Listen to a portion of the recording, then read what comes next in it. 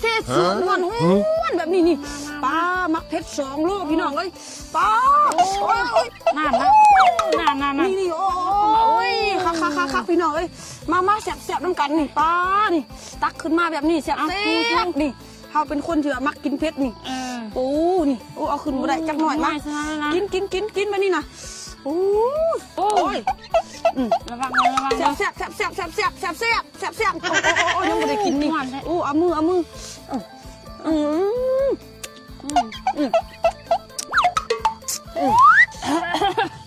้มันเอื้อมึงกัน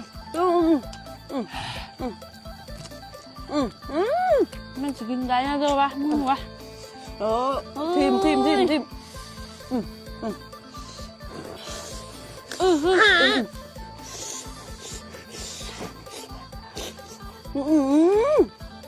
นอยากใช่ปะ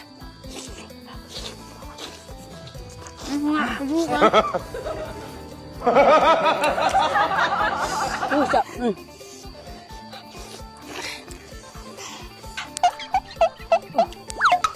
กินหัวมันมันจะยังอ่ะโอ้นี่ทักออกมันโอ้พี่น้องจังสีละบ่สลักก่อนมันแม่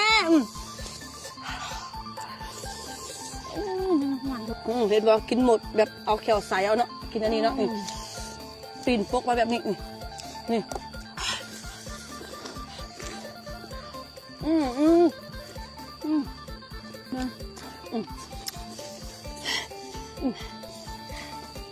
เห็นไหมแซ่บ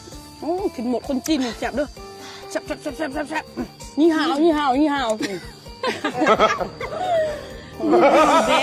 นแซ่บห้วนก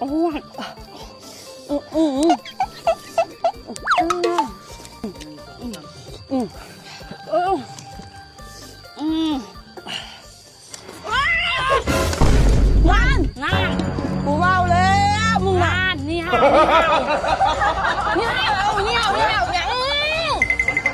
ว่าความดาฟ้าว่าเสหัวตัวเต้าพี่น้องนี่วะเนี่ยน่ะเสียบแบบนี้กินอันนี้เลยกูนะกินน้ำดินกับเสียบมาแบบนี้เนาะพี่น้อง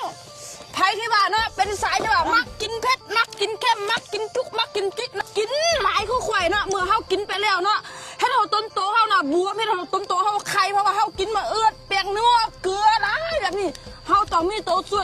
วยก็คือไฟเบอร์ม้ามสุดใจคุณ2เอาตัวนี้ไปบล็อกไปเบิร์นไปกำจัดสิ่งที่เขากินเปลือนออกไปเม็ดเลยตัวนี้เนาะไฟที่ว่าตู้จนแขนตู้จนขาตู้หน้าท้องเราเอาไปกินเนาะตัวนี้ซ่องเดียวเห็นผลพี่น้อง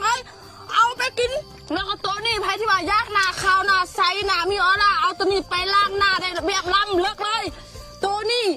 ผู้ใดที่ว่ามักทิ้นมักเที่ยวมักกินเหล้ากินเบียร์เนาะพี่น้องเนาะเอาตัวนี้ไปกินเด้อพี่น้องตัวนี้กินคักกินดีพิมพ์เข้ามาสนใจมาไผยักใดโตใดใส่ดีแล้วก็กินดีทุกโต